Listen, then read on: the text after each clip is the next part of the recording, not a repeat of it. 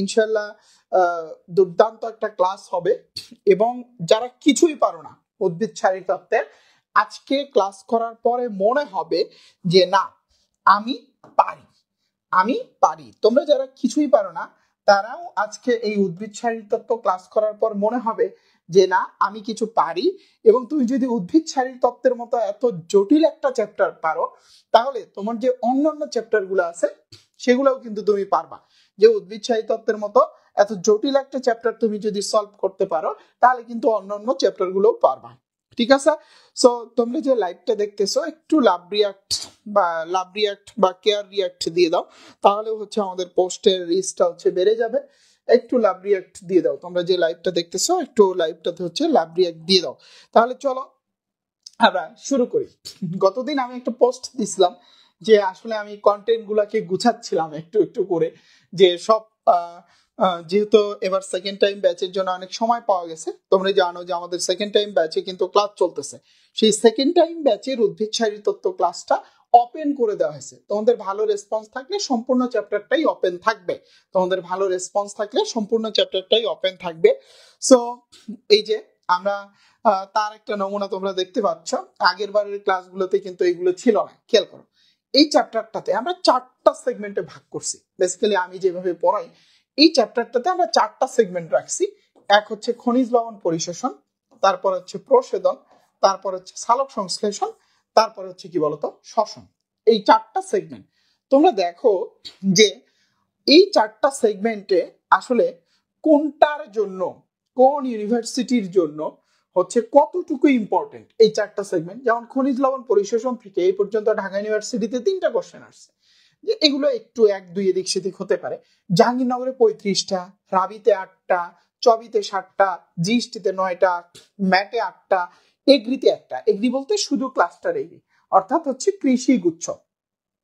বুঝতে পারছো? এই যে অনেকেই আজকে ক্লাসে কমেন্ট করতেছে যে ভাই আপনাকে মিস করি।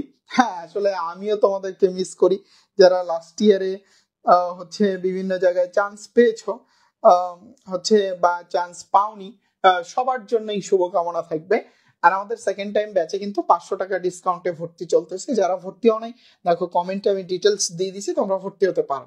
সো চলো আমরা যেখানে গেছিলাম, যে আমরা আসলে দেখি যে একটা চ্যাপ্টার পড়ার জন্য আসলে কতটুকু ইম্পর্টেন্ট জিনিসটা। খেয়াল করো যে খনিজ লবণ পরিশোষণ, এই কোশ্চেন গুলো হচ্ছে আসছে। এগ্রিমেন্টস হচ্ছে শুধু ক্লাস্টার এগ্রি আছে, এখানে একটা আসছে। এইচএসসির আলাপ বাদ, যেহেতু তোমাদের অ্যাডমিশনের ক্লাস। তারপরে দেখো প্রশোধন সম্পর্কিত তথ্যাবলী 4, 16, 15, 8, 19, 6।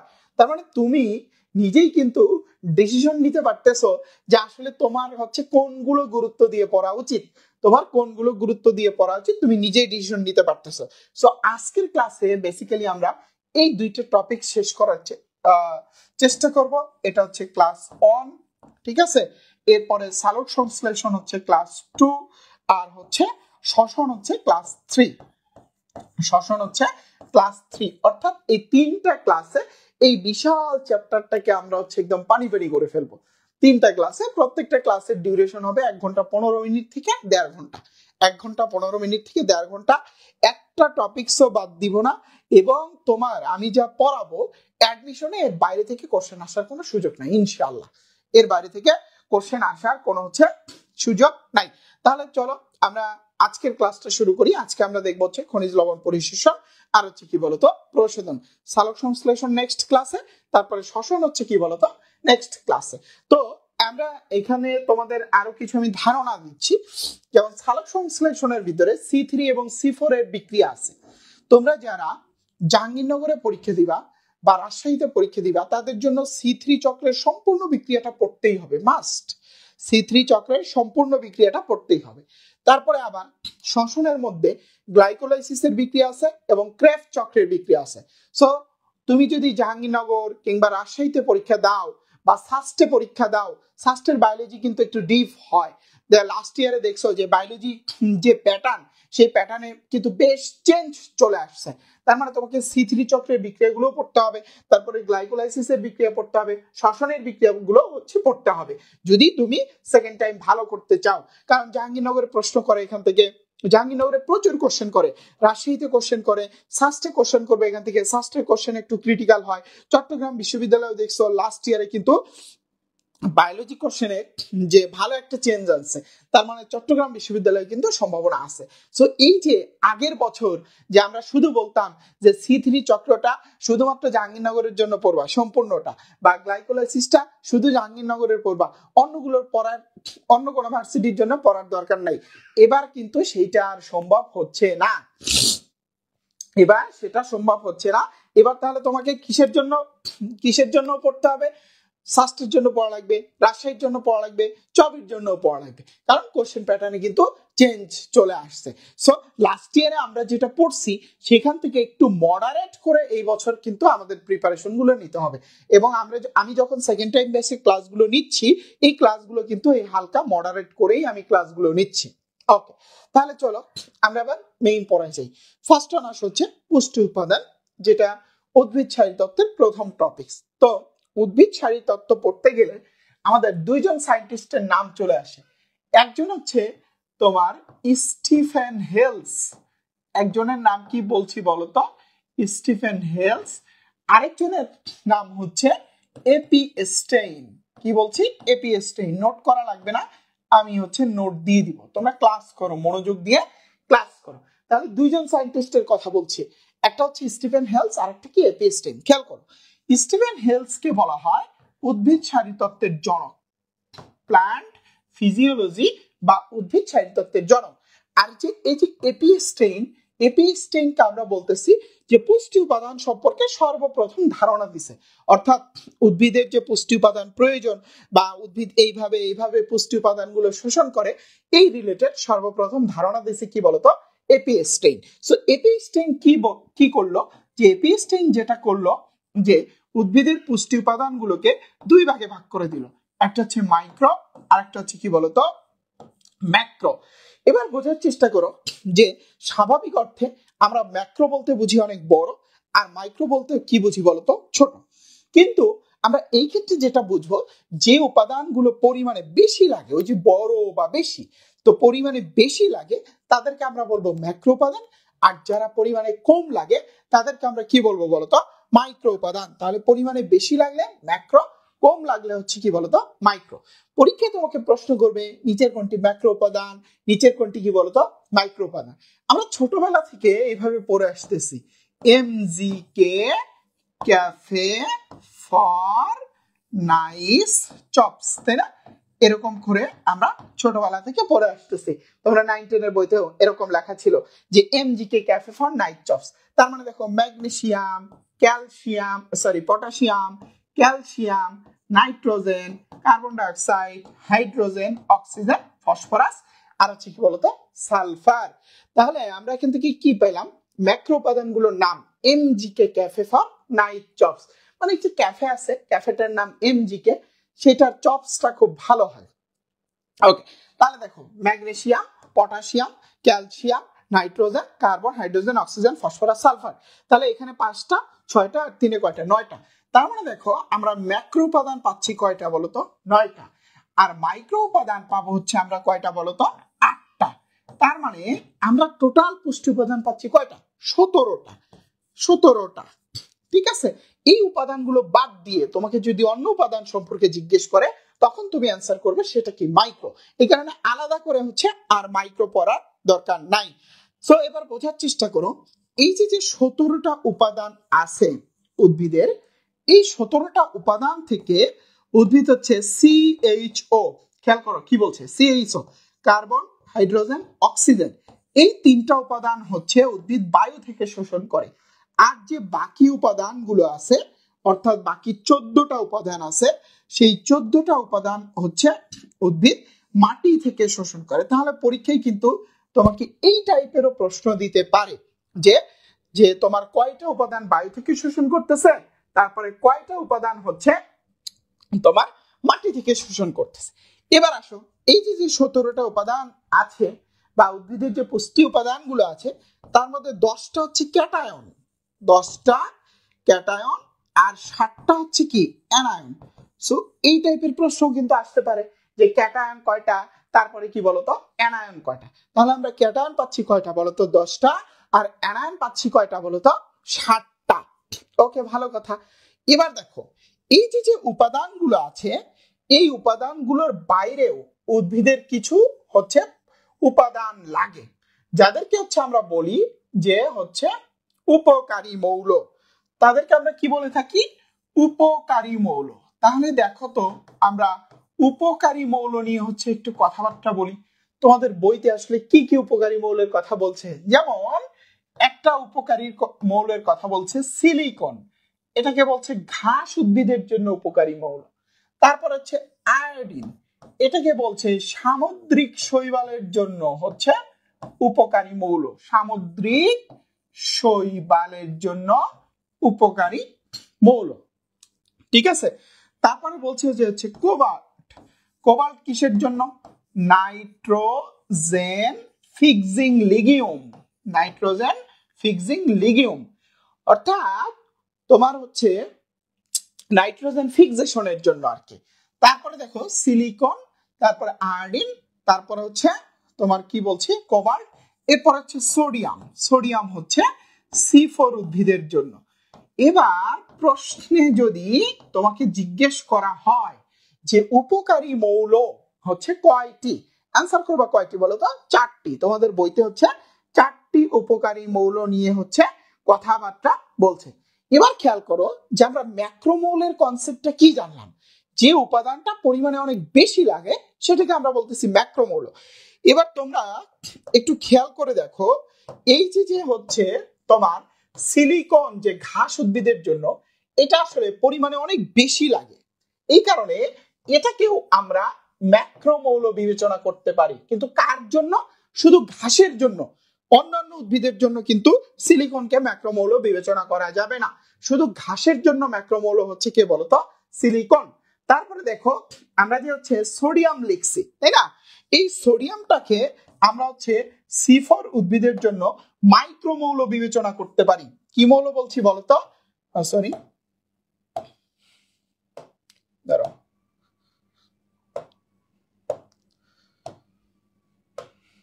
দেখো তাহলে আমরা এটাকে কি বলছি? মাইক্রোমৌল বলছি। এই যে যে 17টা উপাদান আছে এই 17টা উপাদানের বাইরেও আমরা 2টা উপাদান পাইলাম, যেটাকে একটাকে বলতেছি মাইক্রো আর একটাকে আমরা কি বলতেছি বলতো? ম্যাক্রো। এবার পরীক্ষায় যদি তোমাকে জিজ্ঞেস করা হয় যে যে উদ্ভিদের পুষ্টি উপাদান কয়টি? 17টি। কিন্তু তোমাকে যদি একটু ঘুরিয়ে দেয় প্রশ্নটা যে সিলিকন এবং সোডিয়াম সহ উদ্ভিদের পুষ্টি উপাদান, অত্যাবশ্যকীয় পুষ্টি উপাদান কয়টি, তখন তোমার অ্যান্সার হয়ে যাবে কয়টি বলতো? 19টি। কারণ দেখো তুমি যদি সিলিকনকে ম্যাক্রোমৌল হিসেবে বিবেচনা নাও তাহলে ম্যাক্রোমৌল দাঁড়াচ্ছে কয়টি বলতো? 10টি, তাই না? ম্যাক্রোমৌল দাঁড়াচ্ছে কয়টি? 10টি। আর সোডিয়ামকে যদি তুমি হচ্ছে মাইক্রোমৌল হিসেবে বিবেচনা নাও তাহলে হচ্ছে মাইক্রোমৌল দাঁড়াচ্ছে কয়টি বলতো? 9টি। তাহলে 10 আর হচ্ছে কত বলতো? 9। তার মানে আমরা টোটাল কয়টি পাচ্ছি বলতো? 19টি পাচ্ছি। এই দেখো আগের বছর অনেকে চান্স পেয়ে গেছে, তারা এসে এসে সুন্দর সুন্দর হচ্ছে কমেন্ট করতেছে, আমি কিন্তু দেখতেছি যে নাজমুস সাকিব কমেন্ট করছে, মাহমুদা কমেন্ট করছে, আমি দেখতেছি। এগুলো কিন্তু তোমাদের জন্য ইন্সপায়ারিং। নেক্সট ইয়ারে তুমি যখন চান্স পাবা, নেক্সট ইয়ারে তুমি এসে কমেন্ট করবা, তোমার বন্ধুরা হচ্ছে তোমার বা তোমার জুনিয়ররা তোমার থেকে হচ্ছে অনুপ্রেরণা নিবে। তাহলে দেখো মাইক্রোমৌল 9টি আর ম্যাক্রোমৌল হচ্ছে কয়টি বলতো? 10টি। কখন এটা? যখন আমরা এদেরকে হচ্ছে কি নিব বলতো? বিবেচনায় নিব। এবার আসো এর পরে যে পয়েন্টটা সেটা হচ্ছে যে দ্রুত গতিতে শোষণ আর হচ্ছে মন্থর গতিতে শোষণ। দ্রুত আর হচ্ছে কি বলতো? মন্থর গতিতে শোষণ। মনে রাখবা পোনা, মাছের যে বাচ্চা সেটাকে আমরা কি বলি? পোনা বলি, তাই না? তো পোনা দ্রুত চলে, পোনা হচ্ছে কি বলতো? দ্রুত চলে। তাহলে পোনা মিন্স হচ্ছে প দিয়ে পটাশিয়াম, এন দিয়ে কি নাইট্রেট, KNO3, তাই না? KNO3। তার মানে এটাকে যদি আমরা ভাঙি আয়ন আকারে লিখি পটাশিয়াম প্লাস আর হচ্ছে কি নাইট্রেট মাইনাস, তার মানে পটাশিয়াম আর হচ্ছে নাইট্রেট হচ্ছে কি বলতো? দ্রুত চলে। আর যদি আমরা মন্থর গতির কথা বলি তাহলে হচ্ছে তোমার ক্যালসিয়াম হচ্ছে সালফেট, এটাকে যদি আমরা আয়ন আকারে লিখি ক্যালসিয়াম আর হচ্ছে কি বলতো সালফেট, তার মানে হচ্ছে K2 প্লাস আর এটা হচ্ছে কি বলতো 2 মাইনাস, 2 প্লাস আর হচ্ছে কি 2 মাইনাস, তার মানে দ্রুত গতিতে এরা শোষিত হচ্ছে আর মন্থর গতিতে কি বলতো এরা শোষিত হচ্ছে। তাহলে এই হচ্ছে আমাদের পুষ্টি উপাদান, এই হচ্ছে কি বলতো পুষ্টি উপাদান। তুমি যখন বইতে পড়তে যাবা দেখবা যে হচ্ছে 3-4 পৃষ্ঠা এটা নিয়ে লিখে রাখছে, এত পড়ার দরকার নাই, যে আমি এখানে যতটুকু পড়াইলাম এতটুকুই পড়বা। সো এই পর্যন্ত সবাই ক্লিয়ার কিনা ভাইকে একটু লাভ রিয়াক্ট এবং কমেন্ট করে জানায় দাও। তোমরা চাইলে কিন্তু শুধু বায়োলজি ব্যাচেও ভর্তি হতে পারবা, আমাদের সেকেন্ড টাইম ব্যাচে ভর্তি হলে অন্য যে পার্সোনাল যে ব্যাচগুলো আছে সেগুলোতে ফ্রি অ্যাক্সেস পাবা। সো এই পর্যন্ত সবাই ক্লিয়ার কিনা ভাইকে একটু লাভ রিয়াক্ট এবং কমেন্ট করে জানায় দাও। কারো কনফিউশন থাকলে সেটাও জিজ্ঞেস করতে পারো তোমরা, ঠিক আছে? কারো কনফিউশন থাকলে সেটাও জিজ্ঞেস করতে পারো তোমরা। ওই দেখো তীর্থ কমেন্ট করছে, ভাইয়া আদাব, আপনাদের ফার্মা নলেজ ব্যাচে ছিলাম, এখন মাওলানা ভাসানীর স্ট্যাটিস্টিক্স ডিপার্টমেন্টে আছে। আচ্ছা, আলহামদুলিল্লাহ, অনেক অনেক দোয়া রইলো তোমাদের জন্য। সো এই পর্যন্ত সবাই ক্লিয়ার কিনা ভাইয়াকে একটু লাভ রিয়াক্ট এবং কমেন্ট করে জানাও যে এই পর্যন্ত সবাই ক্লিয়ার কিনা। দেখছো কতটা গোছানো হচ্ছে পড়া, যে কতটা গোছানো পড়া। হ্যাঁ আলহামদুলিল্লাহ, নীলাদ্রিতা নাবিলা আলহামদুলিল্লাহ ক্লিয়ার। কারো কোনো কনফিউশন কোনো কোশ্চেন, কারো কোনো কনফিউশন কোনো কোশ্চেন আছে? কারো কোনো কনফিউশন বা কোশ্চেন থাকলে কিন্তু জিজ্ঞেস করতে পারো। আচ্ছা, এগুলো কি সব হচ্ছে কি খনিজ লবণ, তাই না? এগুলো সব হচ্ছে কি বলতো খনিজ লবণ। ওকে, তাহলে চলো আমরা নেক্সট যাই। এবার এই যে যে উপাদানগুলো হচ্ছে আমরা দেখলাম, বুঝতে পারছো? এই যে যে উপাদানগুলো দেখলাম, কোন একটা উপাদানের যদি ঘাটতি থাকে একটা উদ্ভিদে, তাহলে কি কি ধরনের সমস্যা হতে পারে সেটা আমরা একটু দেখার চেষ্টা করি। দেখো, এক নম্বরে নাইট্রোজেন। এই যে এখানে আমি সবগুলো লিখি নাই, যেগুলো প্রয়োজনীয়, এখান থেকে একটা উপাদানের কথা এখানে আমরা লিখছি, খেয়াল করো, এটা হচ্ছে ম্যাগনেসিয়াম। কেন ম্যাগনেসিয়ামটাকে গ্লোরিফাই করতেছি? তোমার ক্লোরোফিল অণু গঠনের জন্য ম্যাগনেসিয়াম হচ্ছে দরকারি। যদি তোমাকে পরীক্ষায় প্রশ্ন করা হয় উদ্ভিদের কোন উপাদানটা পরিমাণে সবচেয়ে বেশি লাগে, উদ্ভিদের কোন উপাদানটা পরিমাণে সবচেয়ে বেশি লাগে, তখন অ্যান্সার কিন্তু কি বলতো ম্যাগনেসিয়াম। উদ্ভিদে পরিমাণে সবচেয়ে বেশি যে উপাদানটা লাগে সেটা কি বলতো ম্যাগনেসিয়াম। তারপরে ম্যাগনেসিয়ামের পরে যে উপাদানটা পরিমাণে বেশি লাগে সেটা হচ্ছে কি বলতো নাইট্রোজেন। সেটা হচ্ছে কি নাইট্রোজেন, সেটা হচ্ছে নাইট্রোজেন, অর্থাৎ ম্যাগনেসিয়ামটা বেশি তারপরেই নাইট্রোজেন। ওকে, এবার আসো নাইট্রোজেন। দেখবা উদ্ভিদের পাতা হলুদ হয়ে যায়, হলুদ হওয়ার ঘটনাকে ক্লোরোসিস বলা হয়, হলুদ হওয়ার ঘটনাকে ক্লোরোসিস বলে। তবে এই নাইট্রোজেন ছাড়াও হচ্ছে লৌহ, ম্যাঙ্গানিজ, দস্তা, অর্থাৎ আমরা 4টা উপাদান এখানে পড়ছি, আরো পাবো আমরা, সেটা হচ্ছে ম্যাগনেসিয়ামের অভাবে হচ্ছে ক্লোরোসিস হয়। তাহলে দেখো ক্লোরোসিস হচ্ছে নাইট্রোজেন, লৌহ, ম্যাঙ্গানিজ, দস্তা, তারপরে হচ্ছে তোমার এই ম্যাগনেসিয়াম, তারপরে কি বলতো ম্যাগনেসিয়াম। অর্থাৎ এখানে আমরা 4টা উপাদান পাইলাম যাদের কারণে উদ্ভিদের কি হচ্ছে বলতো তোমার ক্লোরোসিস হচ্ছে। এরপরে দেখো ফসফরাস, তোমরা পড়ছো যে ফসফরাসের অভাবে আসলে হচ্ছে সব ঝরে যায়। দেখো এই যে এখানে যে পয়েন্টটা আছে, পাতা, ফুল ও ফল ঝরে যায়।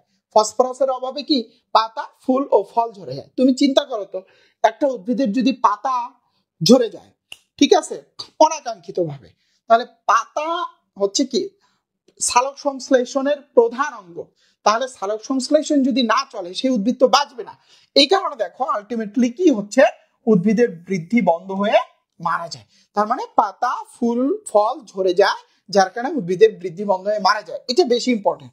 তার মানে পরীক্ষায় যদি তোমাকে জিজ্ঞেস করা হয় কোনটির অভাবে উদ্ভিদ মারা যায়, ফসফরাস। ওকে, ক্যালসিয়াম, দেখো পাতার কিনারা বরাবর অঞ্চল মারা যায়। এগুলো তোমরা দেখছো, এই যে অনেক সময় উদ্ভিদের পাতা দেখলে দেখবা কিনারা দিয়ে মারা গেছে, এটা হচ্ছে কি বলতো ক্যালসিয়াম। তারপরে দেখো সালফারের ক্ষেত্রে একটা টার্ম আছে, এই টার্মটাকে হচ্ছে আমরা বলতেছি ডাইব্যাক। এই টার্মটাকে আমরা কি বলতেছি বলতো ডাইব্যাক। সো ডাইব্যাক বলতে আসলে আমরা কি বুঝতেছি একটু যদি বোঝার চেষ্টা করি, যে দেখো আমরা একটু পাতা আর্ট করি, এটা একটা পাতা, ঠিক আছে, এটা একটা পাতা, এই পাতাটার তোমার যদি এরকম শীর্ষ থেকে মরতে শুরু করে, এই যে সামনে থেকে পেছনের দিকে মরতে শুরু করে, সামনে থেকে পেছনের দিকে মরতে শুরু করে পাতাটা, তখন এই ঘটনাটাকে বলা হয় ডাইব্যাক। তাহলে সালফারের অভাবে ডাইব্যাক হয় কার অভাবে বলতো? সালফারের অভাবে। আর বোরনের কারণে বর্ধনশীল অগ্রভাগ মারা যায়। অনেক সময় দেখবা যে গাছ থেকে হচ্ছে নতুন কুড়ি জন্ম নিচ্ছে কিন্তু সেটা মারা যাচ্ছে, এটা কার অভাবে? বোরন। বোরন চেনো তোমরা? ওই যে আমরা যে ক্যারাম বোর্ড খেলতে যে বরিক ইউজ করি না, ওটাই বেসিক্যালি হচ্ছে বোরন। ওটা কিন্তু উদ্ভিদেও দেওয়া হয়, উদ্ভিদেও দেওয়া হয়। সো এই ঘটনাগুলো আমরা মনে রাখার চেষ্টা করব। ওকে, এবার আসো খনিজ লবণ পরিশোষণের সাথে বিভিন্ন মতবাদ, তাই না? বিভিন্ন মতবাদ গুলো কি কি? তো চলো আমরা একটু পড়ার চেষ্টা করি। এগুলো নিয়ে তোমাদের বেশি প্যাচ লাগে। সবচেয়ে বড় কথা, তোমরা বুঝেই উঠতে পারো না যে এখান থেকে আসলে কতটুকু দরকার। এখান থেকে আহামরি খুব বেশি দরকার পড়ে না, জিস্ট হচ্ছে জিস্ট জিনিসগুলোর হচ্ছে দরকার পড়ে। তাহলে চলো আমরা দেখি সেই জিস্ট জিনিসগুলো হচ্ছে আমরা কি জানবো বা কতটুকু দরকার। দেখো, এটার মতবাদের তিনটা প্যাটার্ন আছে।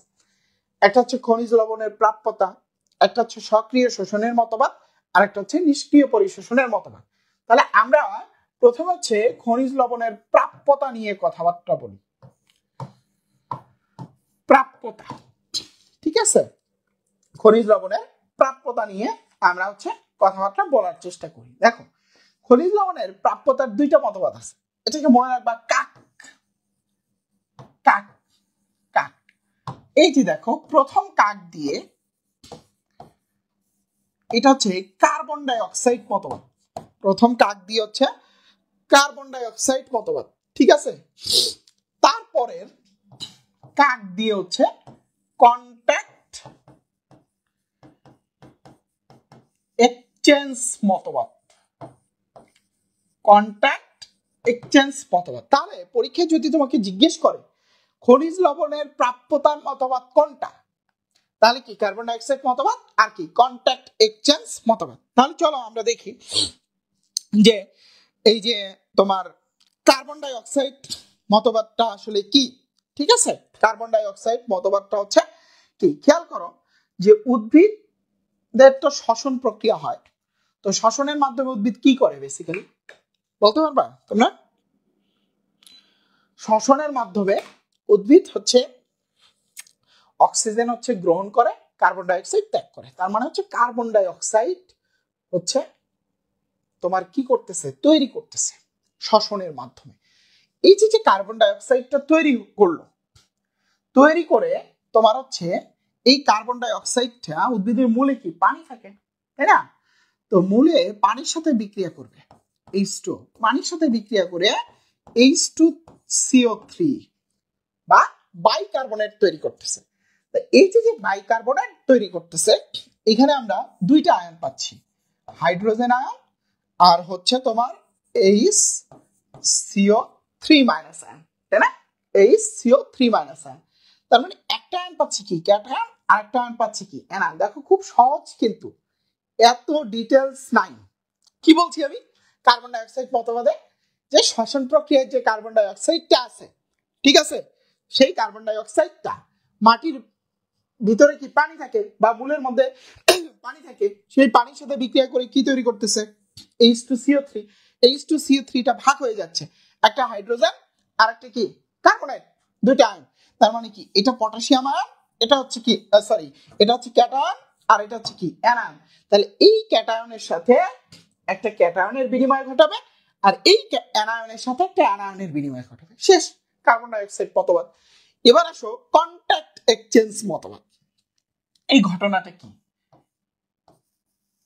এটা মনে করো যে হচ্ছে মাটি, এটা হচ্ছে একটা উদ্ভিদের কাণ্ড, ঠিক আছে, কাণ্ড, এগুলো হচ্ছে মূল, কাণ্ডের মধ্যে হচ্ছে এগুলো কি বলতো মূল, কাণ্ডের মধ্যে হচ্ছে এগুলো মূল। এবার কন্ট্যাক্ট এক্সচেঞ্জ মতবাদের ক্ষেত্রে আলটিমেটলি কি ঘটতেছে, খুব মজার একটা জিনিস, এটা খেয়াল করো। দেখবা আমরা, তোমরা যখন কন্ট্যাক্ট করো মানে কি, কারোর সাথে কারোর কন্ট্যাক্ট করো, ছেলের সাথে ছেলের হতে পারে, ছেলের সাথে মেয়ের হতে পারে, তাই না? মেয়ে মেয়ে হতে পারে, ছেলে ছেলে হতে পারে, নাউজুবিল্লাহ। তো যাই হোক না কেন, যখন তুমি কন্ট্যাক্ট করো প্রথমে যোগাযোগ হয়, তারপর একটা সম্পর্ক তৈরি হয়, তারপরে অনেক কিছুর আদান প্রদান হতে পারে বা হচ্ছে কি বিনিময় ঘটতে পারে। এখানেও সেম কাহিনীটা ঘটে। সাপোজ মনে করো এই মূলের ভিতরে একটা পজিটিভ আয়ন আছে, এই মাটির ভিতরে একটা পজিটিভ আয়ন আছে, এই মূলের ভিতরে একটা নেগেটিভ আয়ন আছে, বা মাটির ভিতরে একটা নেগেটিভ আয়ন আছে। ঠিক আছে, নেগেটিভ আয়ন আছে। তাহলে এই যে মূলের পজিটিভ আয়নটা এটা এরকম করে কাঁপবে, এরকম এরকম করে কাঁপবে। এই মাটির পজিটিভ আয়নটা এরকম এরকম করে হচ্ছে কাঁপবে। তাহলে কাঁপতে কাঁপতে এই আয়নটা চলে যাবে এর কাছে, এই আয়নটা চলে যাবে এর কাছে। সাপোজ এখানে মনে করো হাইড্রোজেন আয়ন, আর এখানে মনে করো পটাশিয়াম আয়ন আছে, আর এখানে মনে করো ক্লোরিন আয়ন, এখানে মনে করো হাইড্রোক্সিল আয়ন। ঠিক আছে, তার মানে দেখো এইটা কাঁপতে কাঁপতে এর কাছে গেল, এটা কাঁপতে কাঁপতে কি এর কাছে গেল। কাহিনীটা কি ঘটলো, যে মূলেরটা কাঁপতে কাঁপতে মাটিতে চলে গেল, মাটিরটা কাঁপতে কাঁপতে কি মূলে চলে আসলো। এখানেও সেম, যে মূলেরটা কাঁপতে কাঁপতে মাটিতে, মাটিরটা কাঁপতে কাঁপতে কি বলতো মূলে চলে গেল।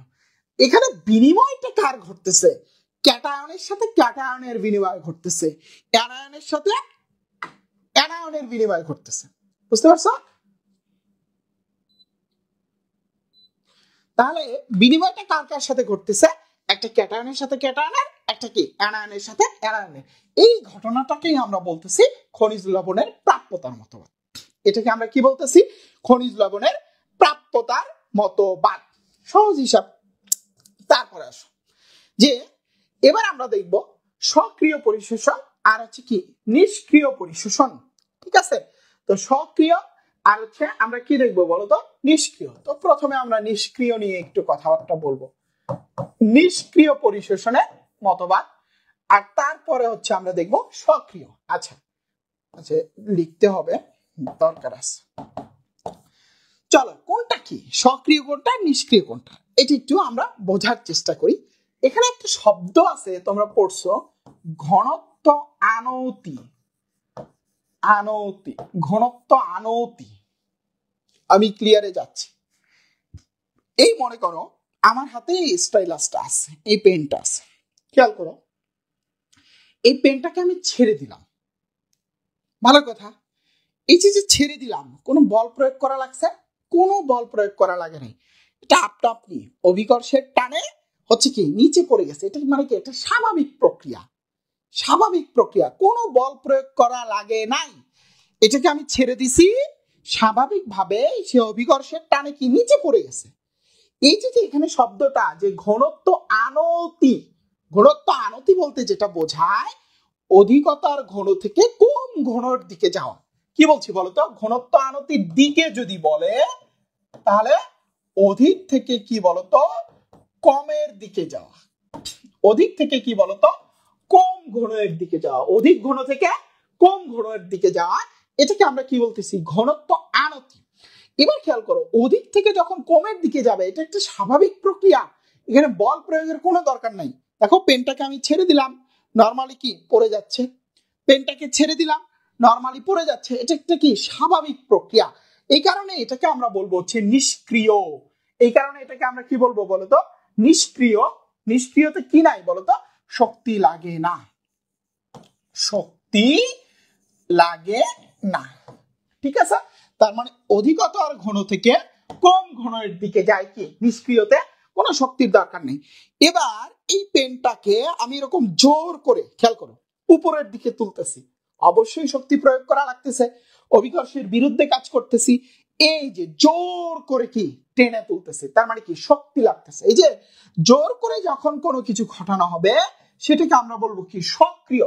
এই কারণে তোমরা পড়েছো সক্রিয়তে শক্তি লাগে, যার কিছুই মনে থাকে না সক্রিয়তে শক্তি লাগে, সক্রিয়তে শক্তি লাগে, যার কিছুই মনে থাকে না এটুকু মনে রাখবে শক্তি লাগে। এবার দেখো যখন শক্তি লাগতেছে তখন কাহিনীটা ঘটতেছে ঘনত্ব আনতির বিপরীতে, ঘনত্ব আনতির বিপরীতে। বিপরীতে মানে কি কম ঘন থেকে অধিকের দিকে, অধিকের দিকে, কম থেকে কি অধিক, তার মানে কম থেকে অধিকের দিকে কি নরমালি যাওয়া সম্ভব, যাওয়া সম্ভব না, কি করতে হবে জোর করে ঘটাইতে হবে। তার মানে এই জোর করে এই ঘটনাটা ঘটাচ্ছে, দ্যাটস ওয়াই কি এখানে শক্তি লাগতেছে। তার মানে মেইন কনসেপ্ট হচ্ছে আসলে নিষ্ক্রিয়টা আপনি ঘটে, একটা স্বাভাবিক প্রক্রিয়া, এখানে শক্তির প্রয়োজন নাই, অধিকতর ঘন থেকে কম ঘনের দিকে ঘটে। আর হচ্ছে সক্রিয়টা কি, এটা একটা অস্বাভাবিক প্রক্রিয়া, এখানে কম ঘন থেকে অধিকের দিকে যাবে, এই কারণে জোর করে আনতে হবে। কি আনতে হবে? অধিক নিষ্ক্রিয়র ক্ষেত্রে কি ঘটবে? মনে করো মাটিতে যে আয়নগুলো বেশি আছে সেগুলো অটোমেটিক্যালি মূলে চলে আসবে। মাটিতে যে আয়নগুলো বেশি আছে সেগুলো অটো কোথায় চলে আসবে? মূলে চলে আসবে।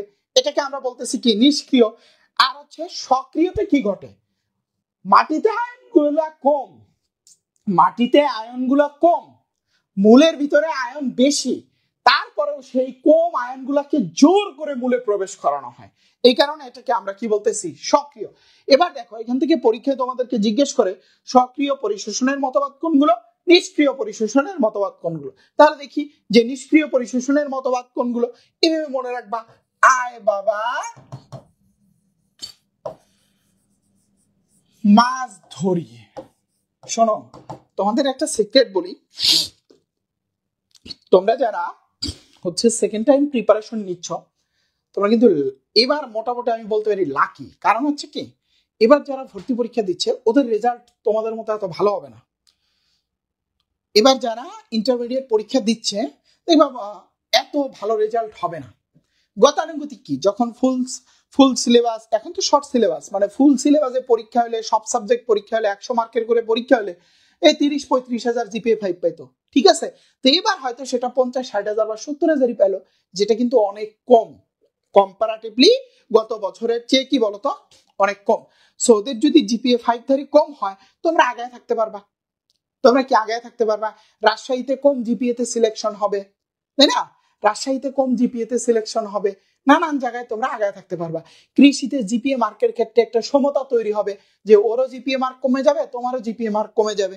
আর পরীক্ষাও কিন্তু বিগত 5-7 বছরে যে পরীক্ষাগুলো হয়েছে তার চেয়ে কিন্তু পরীক্ষাগুলো এবার একটু কঠিন হচ্ছে, প্রশ্নের ধরনও একটু কঠিন, ডিউটিও একটু করা দিচ্ছে। তারপরে মানে যেটা হওয়া উচিত সেটাই হচ্ছে। তারপরে হচ্ছে তোমার খাতা খাতায় হচ্ছে ফ্রি নাম্বার দিবে না। আগে তো 75-76 পাইলে ওটারে প্লাস বানানোর চেষ্টা করতো, এখন হয়তো সেই সুযোগ দিবে না, বুঝতে পারছো? বা 78 পাইলে প্লাস বানায় দিত, এখন সেই সুযোগ হচ্ছে দিবে না। কাউকে দিত না, এখন এগুলো কোনো কিছু দিবে না। সো এগুলো কিন্তু তোমাদের জন্য পজিটিভ সাইন। সো ভালো করে পড়ো, ইনশাল্লাহ ভালো কিছু হবে। তাহলে দেখো, আয় বাবা মাছ ধরি। দেখো আয় দিয়ে হচ্ছে আয়ন বিনিময়, আয় দিয়ে হচ্ছে আয়ন বিনিময়। আমি আগে লিখে নেই তারপরে বুঝাচ্ছি। বাবার ব দিয়ে ব্যাপক প্রবাহ, দাঁড়াও আমি আগে ব্যাপনটা লিখব। বাবার ব দিয়ে ব্যাপন, বাবার ব দিয়ে ব্যাপক প্রবাহ, আর এই মাস দিয়ে হচ্ছে মাস ফ্লো, আর ধরি দিয়ে ডোনান সাম্য অবস্থা, ডোনান সাম্য অবস্থা। তার মানে দেখো আমরা কি কি পাইলাম, যে আয় বাবা মাছ ধরি, আয়ন বিনিময়, ব্যাপন, ব্যাপক প্রবাহ বা মাস ফ্লো, ডোনান সাম্য অবস্থা, এই দুইটা কিন্তু একই জিনিস। ব্যাপক প্রবাহ বা মাস ফ্লো বাংলা আর হচ্ছে ইংরেজি, আর হচ্ছে ডোনান সাম্য অবস্থা। এবার চলো আমরা একটা একটা করে পড়ি। আয়ন বিনিময় সোজা বাংলা হিসাব, যে হাইড্রোজেন এবং হচ্ছে পটাশিয়াম এরা পরস্পরের মধ্যে বিনিময় ঘটবে। মূলে যদি হাইড্রোজেন বেশি থাকে তাহলে মাটিতে চলে যাবে, মাটি থেকে পটাশিয়াম প্রবেশ করবে, বা মূলে যদি পটাশিয়াম বেশি থাকে পটাশিয়াম মাটিতে চলে যাবে, মাটি থেকে হাইড্রোজেন মূলে প্রবেশ করবে। মানে হাইড্রোজেন আর হচ্ছে কি বলতো পটাশিয়ামের মধ্যে তোমার কি ঘটবে? বিনিময় ঘটবে। আর সেম ভাবে তোমার হাইড্রক্সিল আর হচ্ছে ক্লোরিন, এই দুইটার মধ্যেও কি ঘটবে? বিনিময় ঘটবে। সেম ভাবে যেখানে বেশি থাকবে ওখান থেকে অন্যটাই চলে যাবে। এটা একটা স্বাভাবিক প্রক্রিয়া, কোনো শক্তির দরকার নেই। আয়ন বিনিময়। এবার আসো ব্যাপন। ব্যাপন কি? অধিকতার ঘন থেকে কম স্থানের দিকে যাওয়া। এবার মনে করো মূলে একটা আয়ন বেশি আছে, মূলে আমরা ধরে নিলাম যে মনে করো পটাশিয়াম আয়নটা বেশি আছে, সেটা মাটিতে পটাশিয়াম আয়নটা বেশি আছে, সেটা হচ্ছে কোথায় চলে গেল? মূলে চলে গেল। সেটা হচ্ছে কি? মূলে চলে যাচ্ছে। তার মানে কি? ব্যাপন। ব্যাপন মানে কি? অধিক ঘন থেকে কম ঘনের দিকে যাবে। মাটিতে এটার ঘনত্বটা বেশি ছিল, এটা কোথায় চলে গেল? মূলে চলে গেল। এবার আসো ব্যাপক প্রবাহ বা মাস ফ্লো। এটি খুব ইন্টারেস্টিং জিনিস। ব্যাপক প্রবাহ বা মাস ফ্লোটা কি? মনে করো গরমকাল, বাতাসে হচ্ছে আর্দ্রতা, সরি, টেম্পারেচার বেশি, এনভায়রনমেন্টে হচ্ছে তাপমাত্রা অনেক বেশি। তো যখন তাপমাত্রা অনেক বেশি হয় উদ্ভিদের কি প্রশোধন বেড়ে যায়। প্রশোধনের পরে পড়বো আমরা যে প্রশোধনের মাধ্যমে কি পানি বের হয়ে যায়। যখন পানি বের হয়ে যাচ্ছে তখন হচ্ছে কি উদ্ভিদের পানি ঘাটতি পড়ে যায়। তখন ঘাটতি পড়ার জন্য উদ্ভিদ কি করে, অনেক জোরে মাটি থেকে পানি শোষণ করে, স্বাভাবিকের চেয়ে অনেক জোরে মাটি থেকে পানি শোষণ করে। এই যে স্বাভাবিকের চেয়ে যখন অনেক জোরে উদ্ভিদ মাটি থেকে পানি শোষণ করে তখন সেই পানির সাথে কিছু আয়ন অটো চলে আসে উদ্ভিদের মূলে, অটো চলে আসে। এই ঘটনাটাকে বলা হয় ব্যাপক প্রবাহ বা হচ্ছে কি মাস ফ্লো। তাহলে দেখো যে ব্যাপক প্রবাহ বা মাস ফ্লো বলতে আমরা কি বুঝতেছি, যে ব্যাপক প্রবাহ বা মাস ফ্লো বলতে যে প্রশোধন অনেক বেশি হয়েছে, উদ্ভিদ থেকে পানি বের হয়ে গেছে, উদ্ভিদ অনেক জোরে হচ্ছে মাটি থেকে পানি শোষণ করবে, সেই টানে কিছু আয়ন হচ্ছে মূলে প্রবেশ করবে, এটাকে আমরা বলতেছি ব্যাপক প্রবাহ বা হচ্ছে কি বলতো মাস ফ্লো। ওকে, এরপর আসছে হচ্ছে ডোনান সাম্য অবস্থা। এটা বিজ্ঞানী ডোনান আবিষ্কার করছে। কে আবিষ্কার করছে বলতো? বিজ্ঞানী ডোনান আবিষ্কার করছে। বুঝতে পারছো যে ডোনান কি বলছে? দেখো যে এটা একটা মূল, এই মূলের ভিতরে মনে করো 17টা নেগেটিভ আয়ন আছে আর 16টা তোমার 18টা পজিটিভ আয়ন আছে। ঠিক আছে, এটা কি নিউট্রাল আছে? নিউট্রাল নাই। তো এটাকে নিউট্রাল করার জন্য বাহির থেকে আরেকটা আয়ন প্রবেশ করবে, বাহির থেকে আরেকটা আয়ন কি করবে বলতো? প্রবেশ করবে। তাহলে এই ঘটনাটাকে আমরা কি বলতেছি? ডোনান সাম্য অবস্থা, যে নিউট্রালাইজ করার জন্য আয়ন ভিতরে প্রবেশ করবে, এটাকে আমরা কি বলতেছি বলতো? ডোনান সাম্য অবস্থা। এবার আসো সক্রিয় শোষণের মতবাদ। এটা কি জোর করে ঘটবে? সক্রিয় শোষণটা কি জোর করে ঘটানো হবে। এখানে ইলেকট্রন বাহক থাকবে। সক্রিয় পরিশোষণের মতবাদ তিনটা: লুন্ডেগর মতবাদ, প্রোটন অ্যানায়ন কো ট্রান্সপোর্ট মতবাদ, লেসিথিন বাহক ধারণা। তাহলে চলো আমরা লুন্ডেগর মতবাদ নিয়ে পড়ি। এটা দিছে হচ্ছে বিজ্ঞানী লুন্ডেগর, যে এটা কি দিছে? বিজ্ঞানী লুন্ডেগর দিছে সক্রিয় পরিশোষণ মতবাদ। তো উনি বলছে যে একটা বাহক থাকবে, বাহকটা হচ্ছে সাইটোক্রোম। সাইটোক্রোম, সাইটোক্রোমটা কি? লৌহ গঠিত প্রোটিন, অর্থাৎ এক ধরনের প্রোটিন, সেখানে কি থাকবে? লৌহ থাকবে বা ফেরাস থাকবে। এই প্রোটিনটা কি করবে? আয়নগুলারে জোর করে উদ্ভিদের মূলে নিয়ে আসবে, আয়নগুলারে জোর করে উদ্ভিদের মূলে নিয়ে আসবে। বুঝতে পারছো যে এখানে একটা এনজাইম কাজ করে, নাম হচ্ছে ডিহাইড্রোজিনেস। ডিহাইড্রোজিনেস, এই এনজাইমের কারণে প্রোটন আর হচ্ছে তোমার ইলেকট্রন সৃষ্টি হয়, ইলেকট্রন সৃষ্টি হয়, ডিহাইড্রোজিনেস। তাহলে লুন্ডেগর মতবাদ গেল। তারপরে আসে হচ্ছে প্রোটন অ্যানায়ন কো ট্রান্সপোর্ট মতবাদ। ঠিক আছে, প্রোটন, এটা আধুনিক মতবাদ বলা হয়, প্রোটন অ্যানায়ন কো ট্রান্সপোর্ট মতবাদ। ওকে, তাহলে দেখো প্রোটন অ্যানায়ন কো ট্রান্সপোর্ট মতবাদ এটা পিটার মাইকেলের কেমিওস্ট্যাটিক মডেলের উপর ভিত্তি করে প্রতিষ্ঠিত। দেখো শব্দ শুনেই বোঝা যাচ্ছে যে কাহিনী কি। প্রোটন, প্রোটনের চার্জ কি? পজিটিভ। অ্যানায়ন, অ্যানায়নের চার্জ কি? নেগেটিভ। তার মানে একটা পজিটিভ হচ্ছে আয়ন থাকতেছে, একটা কি বলতো নেগেটিভ আয়ন থাকতেছে। এরা কি করতেছে? বিনিময় ঘটায়। কি করে? জোর করে ধরে বিনিময় ঘটায়। তারপরে আসা হচ্ছে লেসিথিন বাহক ধারণা। ঠিক আছে, লেসিথিন বাহক ধারণা, লেসিথিন বাহক ধারণা এটা হচ্ছে বিজ্ঞানী বেনেট ক্লার্ক দিছে। Bennett Clark, CLARCK, Bennett Clark নামক একজন বিজ্ঞানী দিছে লেসিথিন। লেসিথিন হচ্ছে এক প্রকার ফসফোলিপিড। লেসিথিন, সেফালন, প্লাজমালোজেন এগুলো হচ্ছে ফসফোলিপিড। তো এই ফসফোলিপিডটা কি করে? জোর করে আয়নটারে মূলের ভিতরে টেনে আনে। লেসিথিন, সেফালন আর হচ্ছে কি বলতো প্লাজমালোজেন। আর এই যে জোর করে যে আয়নগুলোরে টেনে আনে, শক্তি লাগে না? এই শক্তিটা দেয় হচ্ছে কে? এটিপি শক্তি দেয়। শক্তি দেয় কে? এটিপি। তাহলে দেখো যে আমরা সক্রিয় শোষণের মূল বিষয়বস্তু এখানে জোর করে ঘটানো হয়, এখানে বাহক থাকে। লুন্ডেগর মতবাদের ক্ষেত্রে বাহককে লৌহ গঠিত প্রোটিন বা সাইটোক্রোম, আর হচ্ছে প্রোটন অ্যানায়ন কো ট্রান্সপোর্টের ক্ষেত্রে প্রোটন অ্যানায়ন। তারপরে লেসিথিন বাহক ধারণার ক্ষেত্রে হচ্ছে কি লেসিথিন নামক এক প্রকার ফসফোলিপিড। ওকে, তাহলে দেখো আমাদের খনিজ লবণ পরিশোষণের মতবাদ কিন্তু শেষ। এরপরে আমরা সক্রিয় আর নিষ্ক্রিয় পরিশোষণের একটা পার্থক্য আছে, এটা তোমরা দেখে নিবা। সক্রিয় পরিশোষণ এবং নিষ্ক্রিয় পরিশোষণের একটা পার্থক্য আছে, এটা তো আমরা বলে ফেলছি অলরেডি, জাস্ট এখান থেকে হচ্ছে দেখে নিবা। এবার আসো যে পানি এবং খনিজ লবণ পরিশোষণ, আমরা খনিজ লবণ পড়ছি, পানি পড়িনি। খেয়াল করো যে পানি আসলে নিষ্ক্রিয়ভাবে পরিশোষিত হয়, খনিজ লবণ সক্রিয়ভাবে পরিশোষিত হয়। তারপরে দেখো পানি পরিশোষণে কোনো শক্তি লাগে না, খনিজ লবণ পরিশোষণের শক্তি লাগে। মেইন কনসেপ্ট যেটা, পানি শোষণ হয় অণু হিসেবে, যেমন ডিরেক্ট H2O, এটা পানি শোষিত হবে, ঠিক আছে। আর হচ্ছে লবণ শোষণ হবে আয়ন হিসেবে, যেমন আমরা দেখলাম hydrogen ion, potassium ion, chlorine ion, hydroxyl ion, এরকম আয়ন হিসেবে শোষিত হবে।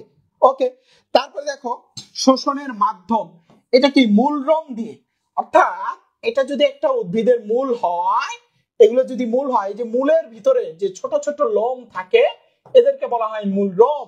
এই মূলরম দিয়ে হচ্ছে কি পানি শোষণ হয়। আর খনিজ লবণ পরিশোষণ হয় এই যে মূলের অগ্রভাগের কোষ বিভাজন অঞ্চল দিয়ে, মূলের অগ্রভাগের কোষ বিভাজন অঞ্চল দিয়ে, ঠিক আছে, অঞ্চল দিয়ে। তাহলে দেখো পানি শোষণ হয় বেসিক্যালি অভিস্রবণ প্রক্রিয়ায়। পানি কোন প্রক্রিয়ায় শোষণ হয়? অভিস্রবণ প্রক্রিয়ায় হচ্ছে শোষণ হয়, অভিস্রবণ প্রক্রিয়ায় হচ্ছে শোষণ হয়। ওকে, এরপরে আসো প্রভাবক। এরপরে কি প্রভাবক, খেয়াল করো তোমাদের বইতে অনেক প্রভাবক সম্পর্কিত তথ্যাবলী আছে, কিন্তু তোমার এত কিছু পড়ার দরকার নাই, তুমি জাস্ট জানবা ব্যস্তানুপাতিক প্রভাবক কোনগুলো। কি বলছি বলতো, ব্যস্তানুপাতিক প্রভাবক কোনগুলো, ঠিক আছে, এইটা জানবা জাস্ট। যে আর সমানুপাতিক গুলো পরীক্ষা আসবে না, পরীক্ষা আসবে ব্যস্তানুপাতিক। তার মানে আমরা এখন কি পড়তেছি? খনিজ লবণ। তাহলে খনিজ লবণের ক্ষেত্রে আসলে প্রভাবকের কাহিনীটা কি? এখানে দুইটা, এখানে কয়টা জিনিস বলতো? দুইটা জিনিস, যে খনিজ লবণ হচ্ছে প্রভাবকের ক্ষেত্রে ব্যস্তানুপাতিক হিসেবে কাজ করে। একটা হচ্ছে ক্যালসিয়াম এবং ম্যাগনেসিয়াম, এদের সাথে পটাশিয়াম আয়নের সম্পর্ক ব্যস্তানুপাতিক, অর্থাৎ ক্যালসিয়াম এবং ম্যাগনেসিয়াম আয়নের উপস্থিতি পটাশিয়াম শোষণকে বাধাগ্রস্ত করে, একইভাবে পটাশিয়াম আয়নের উপস্থিতি ক্যালসিয়াম এবং ম্যাগনেসিয়াম শোষণকে বাধাগ্রস্ত করে। এটা একটা কন্ডিশন, অর্থাৎ ক্যালসিয়াম ম্যাগনেসিয়াম আয়নের উপস্থিতি এবং পটাশিয়াম আয়নের উপস্থিতি পরস্পরকে শোষণে কি করে? বাধা দেয়। তারপরে আরেকটা কন্ডিশন হচ্ছে ক্যালসিয়ামের সাথেও ম্যাগনেসিয়ামের সম্পর্ক ব্যস্তানুপাতিক, অর্থাৎ ক্যালসিয়াম হচ্ছে থাকলে ম্যাগনেসিয়াম বাধাগ্রস্ত হয়, ম্যাগনেসিয়াম থাকলে ক্যালসিয়াম বাধাগ্রস্ত হয়। এই হচ্ছে আমাদের খনিজ লবণ পরিশোষণ শেষ। দেখো দেখতে দেখতে তোমাদের ক্লাস হচ্ছে 40 মিনিট হয়ে গেছে। সবাই সবকিছু বুঝতে পারছো? দেখো হ্যাঁ, আমাদের কোর্সে ফুল সিলেবাস পড়ানো হবে, ফুল সিলেবাস পড়ানো হবে। তোমরা দেখছো যে এবার কৃষিতে ফুল সিলেবাস থেকে অনেক কোশ্চেন আসছে, আমরা আমাদের কোর্সে ফুল সিলেবাস পড়াবো। ওকে, সবাই ক্লিয়ার কিনা এই পর্যন্ত? ভাইকে লাভ রিঅ্যাক্ট এবং কমেন্ট করে জানাও। আমাদের খনিজ লবণ পরিশোষণ শেষ। এটা কি বড় টপিক ছিল এখানে। আচ্ছা, সবাই সবকিছু ক্লিয়ার কিনা? ভাইকে একটু লাভ রিঅ্যাক্ট এবং কমেন্ট করে জানাও।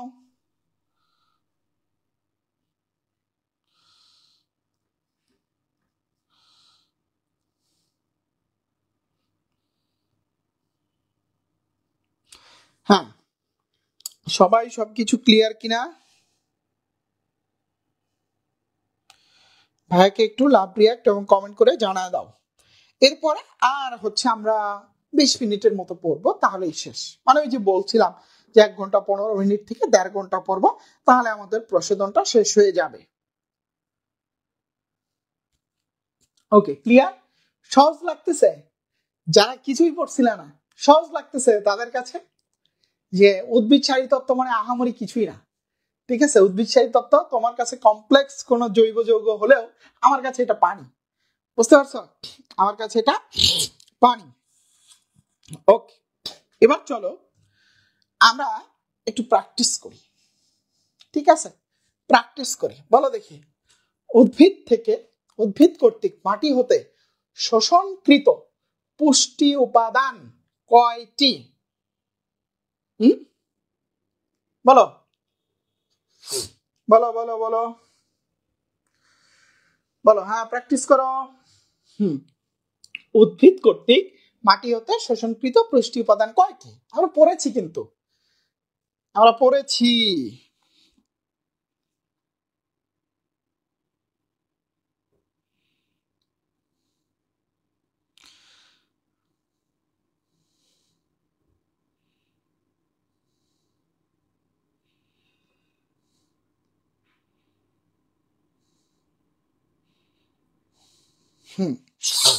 বলো কয়টি?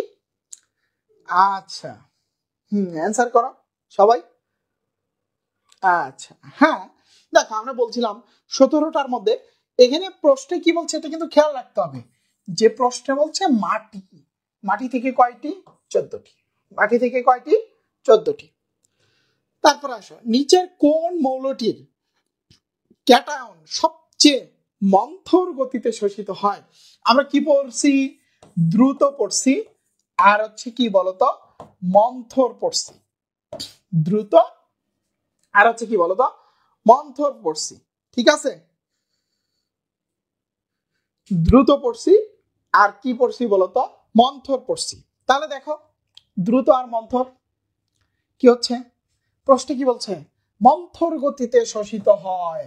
মন্থর পড়ছি না একটু আগে আমরা? ক্যালসিয়াম, কি বলতো, ক্যালসিয়াম।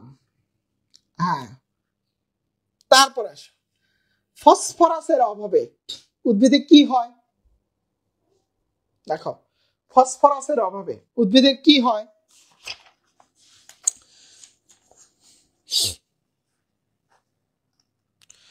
ফসফরাসের অভাবে উদ্ভিদের কি হচ্ছে? বলো বলো বলো বলো বলো। দেখো,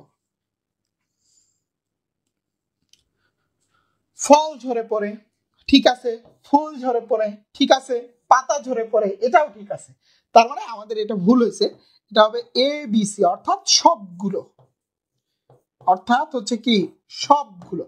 ফসফরাসের অভাবে আসলে কি ঘটে বলতো?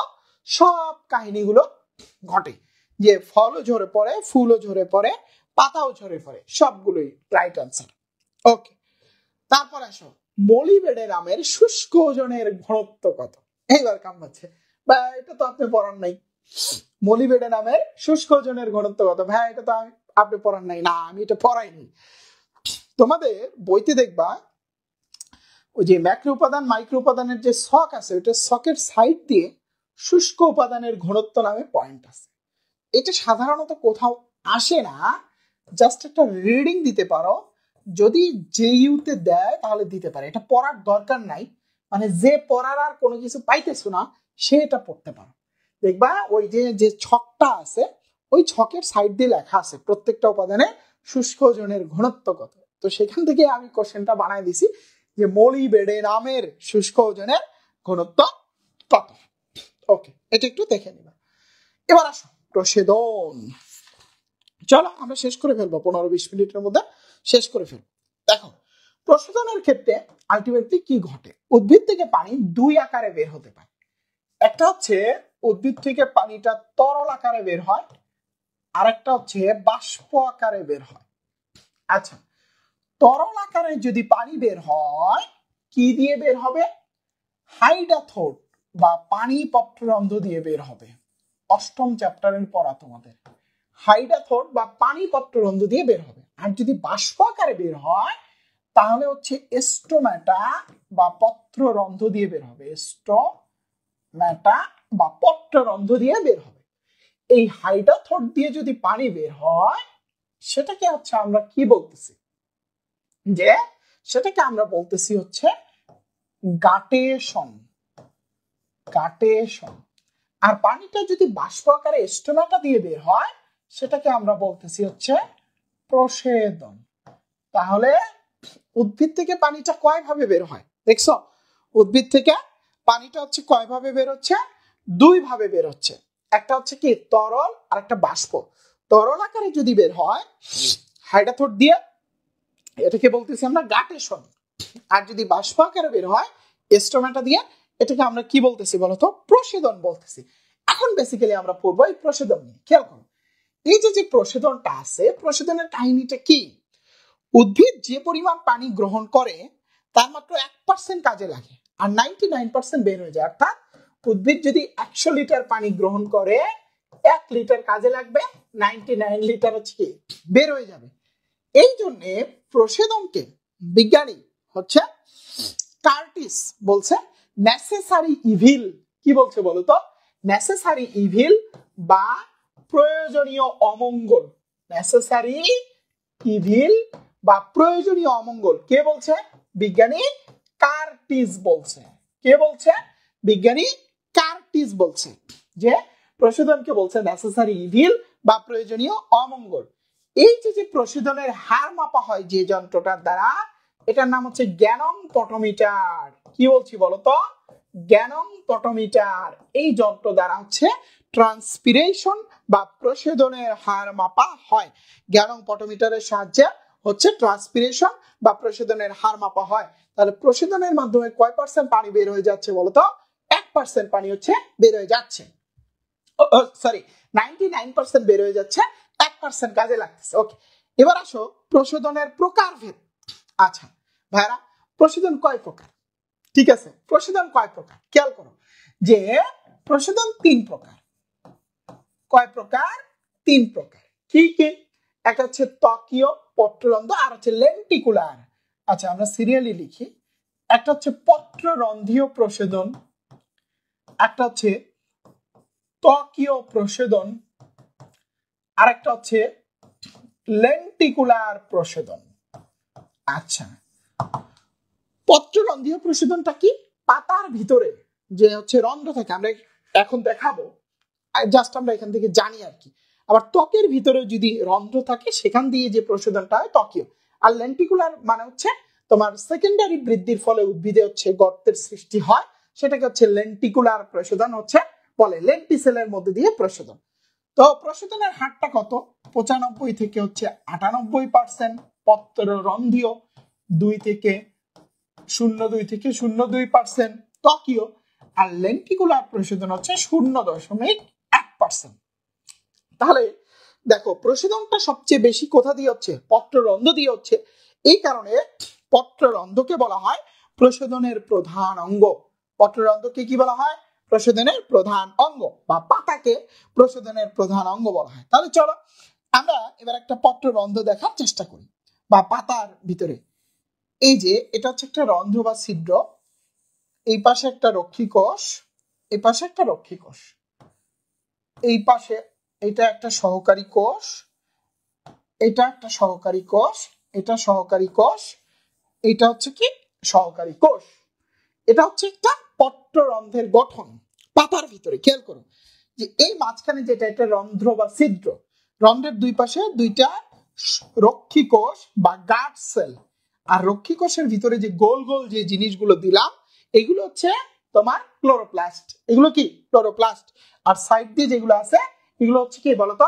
সহকারী কোষ। এগুলো কি বলতো? সহকারী কোষ। পাতা ছাড়াও কচিকাণ্ড, ফুলের বৃতি, পাপড়ি এগুলোতেও কিন্তু রন্ধ্র অবস্থান করে। ফুলের বৃতি, পাপড়ি, রন্ধ্র হচ্ছে অবস্থান করে। তাহলে আমরা পত্ররন্ধ্রের গঠনটা দেখলাম। এবার খেয়াল করো যে পত্ররন্ধ্র আসলে কোথায় থাকে, এটা আমরা একটু বোঝার চেষ্টা করি। 1 নম্বরে যদি আমরা বিষম পৃষ্ঠ পাতা বিবেচনা করি। বিষম পৃষ্ঠ পাতা, বিষম পৃষ্ঠ মানে কি? যে পাতাটার দুইটা পৃষ্ঠ সমান নয়। যেমন হচ্ছে দ্বিবীজপত্রী উদ্ভিদ। তুমি যদি আম গাছের পাতা দেখো, উপরের সাইডে একরকম দেখা যায়, নিচের সাইডে একরকম দেখা যায়, এটাকে বিষম পৃষ্ঠ পাতা বলা হয়, দ্বিবীজপত্রী। এদের ক্ষেত্রে পত্ররন্ধ্র থাকে হচ্ছে নিম্ন বহিস্থতাকে, অর্থাৎ এটা যদি পাতা হয়, পাতার নিচে, এই নিচে বাহিরের দিকে হচ্ছে পত্ররন্ধ্র থাকবে। ওকে, তারপরে আমরা যদি বলি সমদ্বিপৃষ্ঠ পাতা, ঠিক আছে? সমদ্বিপৃষ্ঠ, সমদ্বিপৃষ্ঠ পাতা কোনটা ভাইরা বলো তো? এই যে নারিকেল গাছের পাতা, দুই সাইডেই কিন্তু এক, নিচের দিকে ময়লা টলা পড়ে থাকে জন্য এই কারণে অন্যরকম দেখা যায়। তো এই সমদ্বিপৃষ্ঠ পাতার ক্ষেত্রে এই উপরের ত্বকেও পত্ররন্ধ্র, নিচের ত্বকেও পত্ররন্ধ্র, উপরের ত্বকেও নিচের ত্বকেও হচ্ছে পত্ররন্ধ্র থাকে। কি বলতো? সমদ্বিপৃষ্ঠ পাতার ক্ষেত্রে। আচ্ছা, তারপরে দেখো তোমার আমরা যদি ভাসমান জলজ উদ্ভিদের ক্ষেত্রে হচ্ছে ঊর্ধ্ব বহিস্থ ত্বকে, যে যে জলজ উদ্ভিদগুলো পানিতে ভেসে থাকে, লিখে ফেলি আমরা ভাসমান জলজ। ভাসমান জলজ কোথায় থাকতেছে? পাতার ঊর্ধ্ব বহিস্থ ত্বকে। আর নিমজ্জিত জলজ এখানে পত্ররন্ধ্র থাকে না। নিমজ্জিত মানে যে উদ্ভিদের পাতাটা নিমজ্জিত একদম হচ্ছে পানির ভিতরে থাকে, সেখানে কি নাই বলতো, কোনো পত্ররন্ধ্র হচ্ছে নাই। ওকে, তারপরে দেখো মরুজ, লবণাক্ত, মরুজ তারপরে হচ্ছে কি বলতো লবণাক্ত, এই দুইটাকে নিয়ে যদি হচ্ছে আমরা বলি যে এই দুইটার ক্ষেত্রে লুকায়িত পত্ররন্ধ্র দেখা যায়। লুকায়িত পত্ররন্ধ্রটা কি? স্বাভাবিকভাবে দেখলাম পত্ররন্ধ্রটা কি একদম বহিস্থ ত্বকে অবস্থান করে, কিন্তু মরুজ উদ্ভিদ এবং লবণাক্ত উদ্ভিদের ক্ষেত্রে এই পত্ররন্ধ্রটা একটু ভিতরের দিকে অবস্থান করে, যাতে প্রশোধনটা কম হয়। যাতে কি প্রশোধনটা কম হয়, কারণ প্রশোধন যদি বেশি হয় সেই ক্ষেত্রে মরুজ উদ্ভিদ কিন্তু নেতিয়ে পড়বে। এই নেতিয়ে পড়ার ঘটনাটাকে আমরা বলি হচ্ছে উইল্টিং। কি বলছি বলতো, যদি প্রশোধন বেশি হয় হচ্ছে কোনো উদ্ভিদ কিন্তু নেতিয়ে পড়ে। প্রশোধন বেশি হওয়া মানে কি পানি বের হয়ে যাওয়া, এই ঘটনাটাকে আমরা কি বলতেছি উইল্টিং। তাহলে দেখো যে মরুজ এবং লবণাক্ত উদ্ভিদের ক্ষেত্রে হচ্ছে লুকায়িত পত্ররন্ধ্র থাকে, যার কাজ বেসিক্যালি হচ্ছে এই প্রশোধনটা কি বলতো হ্রাস করা। এখন পরীক্ষায় যদি অপশনের দুটাই থাকে লুকায়িত পত্ররন্ধ্র কোথায় পাওয়া যায়, মরুজ এবং লবণাক্ত, অ্যান্সার করবো মরুজ, কারণ মরুজটা হচ্ছে মোর অ্যাকুরেট। মরুজটা হচ্ছে কি বলতো মোর অ্যাকুরেট। এবার আসো এই পত্ররন্ধ্র প্রত্যেক বর্গ সেন্টিমিটার এলাকায় 1000 থেকে 60,000 পত্ররন্ধ্র থাকে। প্রত্যেক বর্গ সেন্টিমিটার এলাকায় 1000 থেকে 60,000, ক্যান ইউ ইমাজিন, 1 বর্গ সেন্টিমিটার সামান্য জায়গা, সেখানে 1000 থেকে 60,000 পত্ররন্ধ্র থাকতেছে। তারপরে পত্ররন্ধ্র যদি খোলার কথা বলি, সকাল 10টা থেকে 11টা আর হচ্ছে বিকাল 2টা থেকে 3টা, এই টাইমে হচ্ছে পত্ররন্ধ্রটা পূর্ণ খোলা থাকে। পূর্ণ খোলা থাকে সাধারণ উদ্ভিদের ক্ষেত্রে। সাধারণ উদ্ভিদের ক্ষেত্রে হচ্ছে কি দিনে খোলা রাতে বন্ধ, কিন্তু আমরা যদি মরুজ উদ্ভিদের ক্ষেত্রে যাই এটা কিন্তু ব্যতিক্রম। মরুজ উদ্ভিদের ক্ষেত্রে রাতে খোলা দিনে বন্ধ, কারণ কি যে প্রশোধনটা কমানোর জন্য মরুজ উদ্ভিদে রাতে খোলা দিনে বন্ধ, রাতে খোলা দিনে কি বলতো বন্ধ। তাহলে দেখো সাধারণ উদ্ভিদের ক্ষেত্রে পত্ররন্ধ্র পূর্ণাঙ্গ খোলা থাকে সকাল 10টা থেকে 11টা, 2টা থেকে 3টা, আর এছাড়া রাতে বন্ধ, দিনের অন্যান্য টাইমে খোলা থাকে, আংশিক খোলা থাকে। কিন্তু মরুজ উদ্ভিদের ক্ষেত্রে ব্যতিক্রম, তাদের রাতে খোলা দিনে বন্ধ। ওকে, এবার আমাদের হয়ে গেল যে আমরা বেসিকটা জানলাম। এবার দেখি এই পত্ররন্ধ্র এই প্রশোধন সম্পর্কিত মানে পত্ররন্ধ্র খোলা এবং বন্ধ হওয়ার কৌশল সম্পর্কিত মতবাদ আছে। এই মতবাদ গুলাতে আসলে কি বলছে, মানে হচ্ছে পত্ররন্ধ্র কিভাবে খোলে সেটা নিয়ে ডিসকাস করছে আর কি। তো 1 নম্বরে চলো আমরা পড়ি হচ্ছে রক্ষী কোষের সালোক সংশ্লেষণ তত্ত্ব। সালোক সংশ্লেষণ তত্ত্ব, রক্ষী কোষের কি বলছি বলতো সালোক সংশ্লেষণ তত্ত্ব। এটা দিছে হচ্ছে কি বিজ্ঞানী ভন মল দিছে, বিজ্ঞানী ভন মল দিছে। ওই যে আমরা পড়ি না যে পটাশিয়াম আয়ন এই সেই, কোনটা আসলে কিভাবে পত্ররন্ধ্র খোলে বা ত্বরান্বিত করে সেটাই আমরা দেখব। ওকে, দেখো রিয়াদ বলছে মিসিং ইউ ভাইয়া, চান্স পাওয়ার পরেও আপনার ক্লাস দেখতেছি আগের ফিল পাচ্ছি। Thanks a lot, thank you, তোমাকে ছোট ভাই বোনদের রেফার করে দিবা। তাহলে দেখো সালোক সংশ্লেষণ তত্ত্ব এটা কে দিছে, বিজ্ঞানী ভন মল, রক্ষী কোষের সালোক সংশ্লেষণ। এবার খেয়াল করো, নিজের সাথে কম্পেয়ার করো। তুমি যখন খাবার খাও, আমরা বাঙালিরা খাবার বলতে প্রধানত কি শর্করা, ভাত, রুটি, পরোটা টরোটা খাচ্ছি। খাওয়ার পর হচ্ছে কি আমাদের একটু পানি খাইতে মন চায়, তো ভাত খাইলাম পানি খেলাম, তখন কি আমাদের পেটটা কি একটু ফুলে যায় স্বাভাবিকের চেয়ে। এখানেও সেম ঘটনা, একটা শব্দ মনে রাখবা, ফুলে গেলে খুলে যায়। কি বলছি বলতো, ফুলে গেলে খুলে যায়, ফুলে গেলে খুলে যায়, ফুলে গেলে খুলে যায়। দেখো কিভাবে ঘটে, সূর্যের আলোটা রক্ষী কোষে পড়লো, পড়ার পর সূর্যের আলো কোথায় পড়লো, রক্ষী কোষে। রক্ষী কোষে যখন পড়লো, পড়ার পর এখানে কি ক্লোরোপ্লাস্ট আছে, এই ক্লোরোপ্লাস্টে সালোক সংশ্লেষণ শুরু হবে। সালোক সংশ্লেষণ শুরু হলে এখানে কি তৈরি হবে, শর্করা। আর যখন তার শর্করা তৈরি হবে তখন তার কি পানি লাগবে, সে এই অন্ত অভিস্রবণ প্রক্রিয়ায় সহকারী কোষ থেকে কি পানি নিবে, অন্ত অভিস্রবণ প্রক্রিয়ায় সহকারী কোষ থেকে পানি নিবে। আবার বোঝার চেষ্টা করো, দিনের বেলা সূর্যের আলো এসে রক্ষী কোষে পড়লো, রক্ষী কোষে ক্লোরোপ্লাস্টে সালোক সংশ্লেষণ শুরু হয়ে গেছে। শুরু হওয়ার পরে এখানে শর্করা তৈরি হলো। যখন এখানে শর্করা তৈরি হয়েছে, সে অন্তঃবিশ্রবণ প্রক্রিয়ায় কি নিবে? পানি নিবে। যখন সে পানি নিল, তখন তার এই রক্ষী কোষটা কি ফুলে যাবে। রক্ষী কোষটা কি ফুলে যাবে। আর আমি একটু কি বলছি, ফুলে গেলেই খুলে যাবে। এই রক্ষী কোষটাও ফুলে গেছে, এটাও ফুলে গেছে, তখন পত্ররন্ধ্র খুলে যাবে। তখন কি পত্ররন্ধ্র খুলে যাবে। এর অপোজিট কথাটা চিন্তা করো। রাতের বেলা সূর্যের আলো নাই, রক্ষী কোষে ক্লোরোপ্লাস্টে সালোক সংশ্লেষণ বন্ধ, তখন সে বহিস্থ বিশ্রবণ প্রক্রিয়ায় পানিটাকে বের করে দিবে। বহিস্থ বিশ্রবণ প্রক্রিয়া পানিটাকে বের করে দিল। পানিটাকে বের করে দিলে এই রক্ষী কোষগুলো কি চুপসে যাবে। চুপসে গেলে পত্ররন্ধ্র বন্ধ হয়ে যাবে। চুপসে গেলে পত্ররন্ধ্র কি বলতো বন্ধ হয়ে যাবে। তার মানে দেখো, এখান থেকে আমরা যেটা পড়লাম, রক্ষী কোষের সালোক সংশ্লেষণ তত্ত্ব, এটা কে দিছে? বিজ্ঞানী ভন মল দিছে। কি বলছে সে? রক্ষী কোষে সালোক সংশ্লেষণ শুরু হলে শর্করা তৈরি হবে। শর্করা তৈরি হলে অন্তঃবিশ্রবণ প্রক্রিয়ায় পানি ঢুকবে। পানি ঢুকলে কি হয়ে যাবে? রক্ষী কোষ ফুলে যাবে। ফুলে গেলেই পত্ররন্ধ্র কি খুলে যাবে। তার মানে শর্করা পত্ররন্ধ্র খুলতে কি ত্বরান্বিত করে। সূর্যের আলো পত্ররন্ধ্র খুলতে কি বলতো ত্বরান্বিত করে। ওকে, তার মানে এখান থেকে আমরা দুইটা জিনিস পাইছি, একটা হচ্ছে শর্করা, আর একটা হচ্ছে কি বলতো আলো। এরা হচ্ছে কি করতেছে? পত্ররন্ধ্র হচ্ছে খোলা ত্বরান্বিত করে, পত্ররন্ধ্র খুলতে ভূমিকা পালন করে, খুলতে ভূমিকা রাখে। ঠিক আছে, আমরা দেখলাম। তারপরে 2 নম্বরে দেখি, 2 নম্বরে কি মতবাদ আছে। দেখো, একজন বিজ্ঞানী, ওনার নাম হচ্ছে সয়েরি। উনি কি বলছে? এই মতবাদটার নাম হচ্ছে শ্বেতসার ও চিনির আন্তঃপরিবর্তন মতবাদ। আন্তঃপরিবর্তন মতবাদ, এটা কে দিছে? বিজ্ঞানী সয়েরি। পরীক্ষায় কিন্তু এগুলো আসবে যে শ্বেতসার এবং চিনির আন্তঃপরিবর্তন মতবাদ কে দিছে? বিজ্ঞানী সয়েরি দিছে। তারপর হচ্ছে তোমার সালোক সংশ্লেষণ তত্ত্ব কে দিছে? বিজ্ঞানী ভন মল দিছে। তাহলে চলো উনি কি বলছে দেখো। এই যে রক্ষী কোষের ভিতরে যখন শ্বেতসার আর হচ্ছে ইনঅর্গানিক ফসফেট থাকবে, একটা এনজাইম থাকবে, নাম হচ্ছে ফসফোরাইলেস। ফসফোরাইলেস, ঠিক আছে। আর পিএইচ ভ্যালু থাকবে 7। তখন সে এখানে বিক্রিয়া করে হচ্ছে তোমার কি তৈরি করবে? Glucose on phosphate, G on P, glucose on phosphate. এটা একটা দ্রবণীয় চিনি, দ্রবণীয় চিনি, ঠিক আছে, তৈরি করো।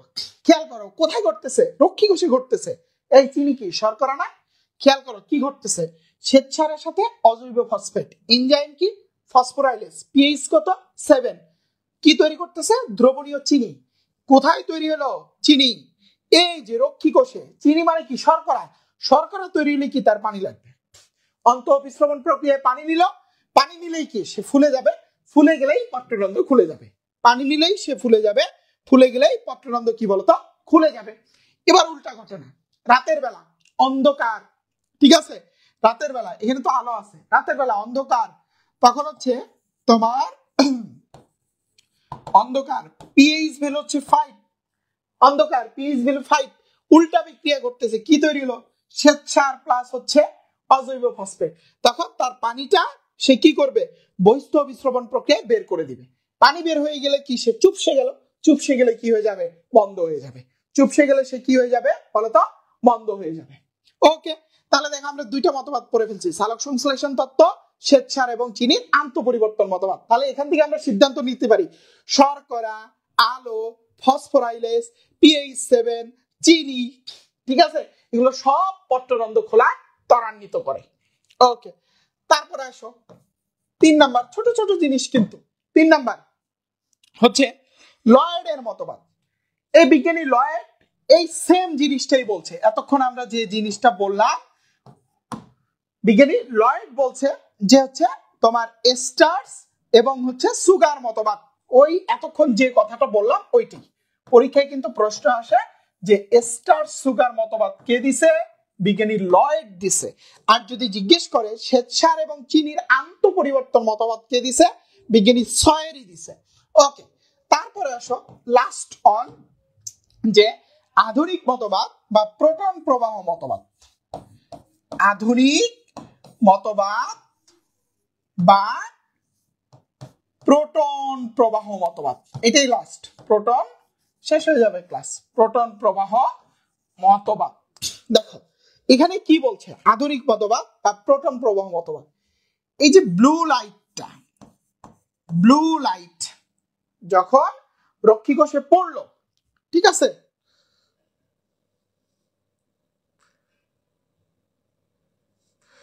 রক্ষী কোষে যখন ব্লু লাইট বা হচ্ছে কি বলতো পত্ররন্ধ্র পড়লো, পড়ার পর সেখানে একটা অ্যাসিড তৈরি হবে, নাম হচ্ছে ম্যালিক অ্যাসিড। নাম হচ্ছে কি ম্যালিক অ্যাসিড। এই ম্যালিক অ্যাসিডটা পরের ধাপে গিয়ে দুই ভাগে ভাগ হয়ে যাবে, একটা হচ্ছে হাইড্রোজেন আর একটা হচ্ছে ম্যালেট। দেখো ম্যালিক অ্যাসিডটা ভাগ হয়ে কি দুইটা জিনিস তৈরি হলো, একটা হাইড্রোজেন আর হচ্ছে কি ম্যালেট। পরের ধাপে এসে এই পটাশিয়াম প্লাস আয়ন ইন হবে আর হাইড্রোজেন প্লাস আয়ন আউট হবে, অর্থাৎ এই পত্ররন্ধ্র থেকে হাইড্রোজেন আয়নটা বের হয়ে যাবে, পটাশিয়াম আয়নটা কি ঢুকবে। তাহলে দেখো ছিল হাইড্রোজেন আয়ন আর কি ম্যালেট, হাইড্রোজেন আয়নটা বের হয়ে পটাশিয়াম আয়নটা ঢুকলো, ঢোকার পর কি তৈরি হলো, এই পটাশিয়াম আয়ন আর ম্যালেট দুইটা এক জায়গায় হয়ে তৈরি হবে পটাশিয়াম ম্যালেট। পটাশিয়াম ম্যালেট কি তৈরি হলো বলতো, পটাশিয়াম ম্যালেট তৈরি হলো, বুঝতে পারছো। এখন এই পটাশিয়াম ম্যালেটটা যখন তৈরি হবে, এটা একটা পানিগ্রাহী পদার্থ, তখন এই অন্তঃবিস্রবণ প্রক্রিয়ায় পানি প্রবেশ করবে, অন্তঃবিস্রবণ প্রক্রিয়ায় পানি প্রবেশ করবে। দেখো ঘটনা সেম। এই যে এখানে চিন্তা করো, এখানে ব্লু লাইট পড়লো, ব্লু লাইট পড়ার পর হচ্ছে কি তৈরি হবে, ম্যালিক অ্যাসিড। ম্যালিক অ্যাসিডটা ভাগ হয়ে হাইড্রোজেন আয়ন আর কি ম্যালেটে পরিণত হলো। পরের ধাপে হাইড্রোজেন আয়নটা বের হয়ে যাবে, পটাশিয়াম আয়নটা প্রবেশ করবে, পটাশিয়াম আয়ন আর ম্যালেটটা মিলে পটাশিয়াম ম্যালেট কোথায় তৈরি হয়েছে, এখানে। যখনই তৈরি হলো তখন এখান থেকে পানি ঢুকবে, পানি ঢুকলে কি ফুলে যাবে, আর ফুলে গেলেই ব্যাটা কি খুলে যাবে, ফুলে গেলেই হচ্ছে কি খুলে যাবে। এবার উল্টা ঘটনা চিন্তা করো, ব্লু লাইট নাই, পটাশিয়াম হচ্ছে ম্যালেট তৈরি হলো না, পানি সে বের করে দিবে, বের করে চুপসে যাবে, চুপসে গেলে কি বন্ধ হয়ে যাবে। তাহলে এই যে তোমরা যে পড়ো যে ব্লু লাইট পত্ররন্ধ্র খোলা ত্বরান্বিত করে, পটাশিয়াম আয়ন পত্ররন্ধ্র খোলা ত্বরান্বিত করে, এই জিনিসগুলো কিন্তু আমরা এখান থেকে পাই। এগুলো নিয়ে ডিটেলস প্রশ্ন করে জাহাঙ্গীরনগরে, তারপর হচ্ছে সাস্টে, এগুলো থেকে কিন্তু ডিটেলস প্রশ্ন হয়। তাহলে দেখো আমরা যদি একটা সামারি তৈরি করি, যে সামারিটা আসলে কি, যে কি কি পত্ররন্ধ্র খোলে আর কি কি পত্ররন্ধ্র বন্ধ করে। পত্ররন্ধ্র খোলার সাথে সমানুপাতিক সম্পর্ক তাহলে কার কার আমরা যদি দেখি, দেখো পটাশিয়াম আয়ন এটার সমানুপাতিক সম্পর্ক, ব্লু লাইট বা শুধু লাইট এটার সমানুপাতিক সম্পর্ক, কার কার সমানুপাতিক সম্পর্ক। তারপরে দেখো শর্করা, তারপরে হচ্ছে চিনি, তারপরে হচ্ছে কি গ্লুকোজ, তারপরে হচ্ছে অক্সিজেন, শর্করা, চিনি, গ্লুকোজ, অক্সিজেন, তারপর হচ্ছে pH 7, এই সবগুলো সম্পর্ক হচ্ছে সমানুপাতিক। অর্থাৎ অপশনে যদি তোমাকে দেয় যে নিচের কোনটি পত্ররন্ধ্র খোলা ত্বরান্বিত করে, পটাশিয়ামের পরিমাণ বেড়ে গেলে পত্ররন্ধ্র খোলা ত্বরান্বিত হবে, ব্লু লাইট পত্ররন্ধ্র খোলা ত্বরান্বিত করবে, শুধু আলো পত্ররন্ধ্র খোলা ত্বরান্বিত করবে, শর্করা বেড়ে গেলে পত্ররন্ধ্র খোলা ত্বরান্বিত হবে, চিনি বেড়ে গেলে পত্ররন্ধ্র খোলা ত্বরান্বিত হবে, গ্লুকোজ বেড়ে গেলে পত্ররন্ধ্র খোলা ত্বরান্বিত হবে, অক্সিজেন বেড়ে গেলে পত্ররন্ধ্র খোলা ত্বরান্বিত হবে, pH 7 হলেও কি পত্ররন্ধ্র খোলা ত্বরান্বিত হবে। এবার আসো পত্ররন্ধ্র বন্ধর সাথে সম্পর্ক, পত্ররন্ধ্র বন্ধর সাথে সমানুপাতিক সম্পর্ক কার কার। ওকে, ও এখানে আরেকটা জিনিস আছে, ফসফোরাইলেস, ওই যে ফসফোরাইলেস এনজাইম, ফসফোরাইলেস এনজাইম, তারপরে অন্তঃবিস্রবণ, অন্তঃবিস্রবণ হলেও পত্ররন্ধ্র খোলা ত্বরান্বিত হবে। তারপরে আসে হচ্ছে যে পত্ররন্ধ্র বন্ধ, বন্ধর সাথে সমানুপাতিক সম্পর্ক কোনগুলো, হাইড্রোজেন আয়ন, তারপর হচ্ছে অন্ধকার, অন্ধকার হাইড্রোজেন আয়ন, তারপর হচ্ছে কি অন্ধকার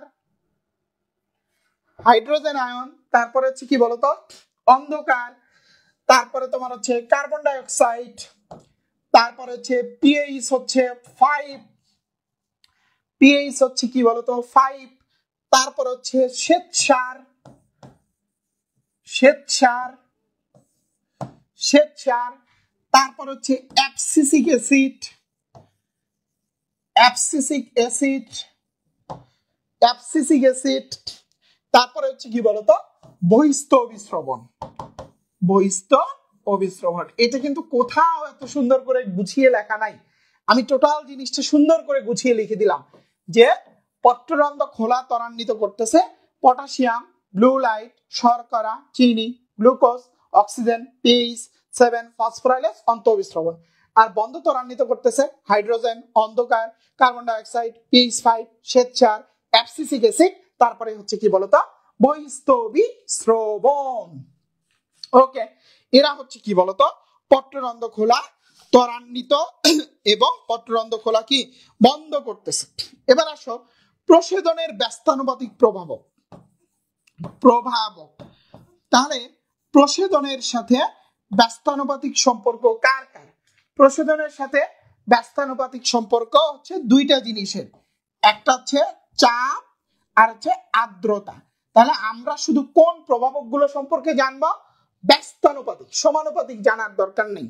যে প্রসেদনের সাথে চাপ এবং আর্দ্রতা ব্যস্তানুপাতিক, চাপ বাড়লে প্রসেদন কমবে, তা আর্দ্রতা বাড়লে প্রসেদন কমবে, চাপ কমলে আর্দ্রতা কমলে প্রসেদন কি বলতো বাড়বে। শেষ হয়ে গেল। এরপর আসা কিছু সংজ্ঞা আছে, অভিস্রবণ কি, ডিফিউশন বা ব্যাপন কি, সংজ্ঞাগুলো পড়বা। উদ্ভিদ কিন্তু অভিস্রবণ প্রক্রিয়ায় পানি শোষণ করে। প্লাজমোলাইসিস কি, সংজ্ঞাগুলো জানবা। তারপর হচ্ছে ইমবাইবেশন, এটা একটু বলি। এটা উদ্ভিদ অঙ্কুরোদ্গমের সময়, বীজ যখন অঙ্কুরোদ্গম হয় সেই সময় কিন্তু উদ্ভিদ এই ইমবাইবেশন প্রক্রিয়ায় পানি শোষণ করে। বীজ অঙ্কুরোদ্গমের সময় হচ্ছে ইমবাইবেশন প্রক্রিয়ায় পানি শোষণ করে। আবার যদি তোমাকে বলা হয় কিসমিসের পানি শোষণ, এটা কোন প্রক্রিয়া? এটা অভিস্রবণ। যদি জিজ্ঞেস করে কিসমিসের পানি শোষণ এটা কোন প্রক্রিয়া, তাহলে হচ্ছে আমরা কি বলবো বলতো অভিস্রবণ। আর যদি বলা হয় বীজ অঙ্কুরোদ্গম, তাহলে আমরা অ্যান্সার করব কি বলতো ইমবাইবেশন। অঙ্কুরোদ্গম আমরা কি অ্যান্সার করব বলতো ইমবাইবেশন অ্যান্সার করব। শেষ। এই সংজ্ঞাগুলো জাস্ট হচ্ছে পড়বা, তাহলে হয়ে গেল। এই পর্যন্ত সবাই ক্লিয়ার কিনা? আমাদের টপিক শেষ, এরপরে দুই চারটা কোশ্চেন আছে, আমরা প্র্যাকটিস করব। সবাই ক্লিয়ার কিনা? ভাইকে একটু লাভ রিয়াক্ট এবং কমেন্ট করে জানাও তোমরা সবাই ক্লিয়ার কিনা। ভাইকে লাভ রিয়াক্ট এবং কমেন্ট করে জানাও।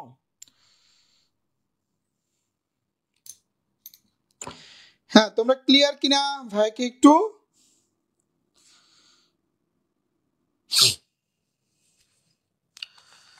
সবাই ক্লিয়ার কিনা? ভাইকে একটু লাভ রিয়াক্ট এবং কমেন্ট করে জানাও যে তোমরা সবাই ক্লিয়ার কিনা। কারো কোনো কনফিউশন এবং হচ্ছে কোনো জিজ্ঞাসা থাকলে বলতে পারো। কারো কোনো কনফিউশন এবং কোনো জিজ্ঞাসা থাকলে বলতে পারো। আচ্ছা, ক্লিয়ার? একদম সবকিছু ক্লিয়ার? কারো কোনো কনফিউশন এবং জিজ্ঞাসা থাকলে বলতে পারো।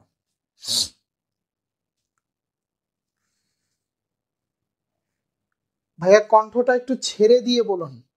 কিভাবে বলবো কণ্ঠ ছেড়ে দিয়ে? আমি তো এই তোমার ভাষাই মানে তোমার কথাই বুঝতে পারি, কণ্ঠ ছেড়ে দিয়ে কিভাবে কথা বলে আমার আইডিয়া নাই। আচ্ছা, তাহলে দেখো এবার চলো আমরা প্র্যাকটিস করি। শেষ ক্লাস, এই প্র্যাকটিস করলে শেষ। কত ভাগ প্রশোধন পত্ররন্ধ্রের মাধ্যমে হয়? কত? 90 থেকে সরি হ্যাঁ 90 থেকে 95 ভাগ প্রশোধন হচ্ছে কি পত্ররন্ধ্রের মাধ্যমে। 90 থেকে 95 কেন, 95 থেকে 98, 95 থেকে 98 ভাগ প্রশোধন কি পত্ররন্ধ্রের মাধ্যমে হয়। পরের কোশ্চেন, পাতার প্রত্যেক বর্গ সেন্টিমিটারে পত্ররন্ধ্রের সংখ্যা কত? 1000 থেকে 60,000। এই যে মাইনুদ্দিন আরিফ মনে হয় কমেন্ট করছিলা, এটা 1000 থেকে 60,000। আমি ক্লাসে যা পড়াচ্ছি, যদি নোটের সাথে নোট তো আসলে তোমরাই লেখো, হয়তো 1-2 লাইন ভুল লিখে ফেলো, তো ক্লাসে যেগুলো পড়াচ্ছি তার সাথে কারেকশন করে নিবা। তাহলে দেখো পাতার প্রতি বর্গ সেন্টিমিটারে পত্ররন্ধ্রের সংখ্যা কত? 1000 থেকে 60,000। তারপরে আসো লুকায়িত পত্ররন্ধ্র প্রশোধনের হারকে কি করে? এটা তোমরা অ্যান্সার করো, 3 নম্বরটা। লুকায়িত পত্ররন্ধ্র প্রশোধনের হারকে কি করে বলো।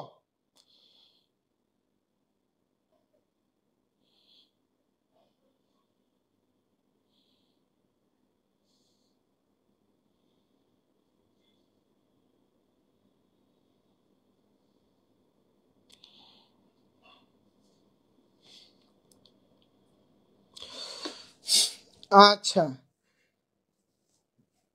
লুকায়িত পত্ররন্ধ্র প্রশোধনের হারকে কি করে? বৃদ্ধি করে, অপরিবর্তিত রাখে, হ্রাস করে। একটু আগে দেখলাম না যে লুকায়িত পত্ররন্ধ্র মানে পত্ররন্ধ্রটা যদি লুকায়িত থাকে তাহলে প্রশোধনটা কি হয়ে যায়? কমে যায়। তার মানে কি? হ্রাস করে। 3 হচ্ছে এ এ লুকায়িত পত্ররন্ধ্র প্রশোধনের হারকে হ্রাস করে। আমি বলছি তো ওই লুকায়িত পত্ররন্ধ্র পড়ানোর সময় বলছি হ্রাস করে। তারপরে শেষ। এই পর্যন্তই আমাদের আজকের ক্লাস।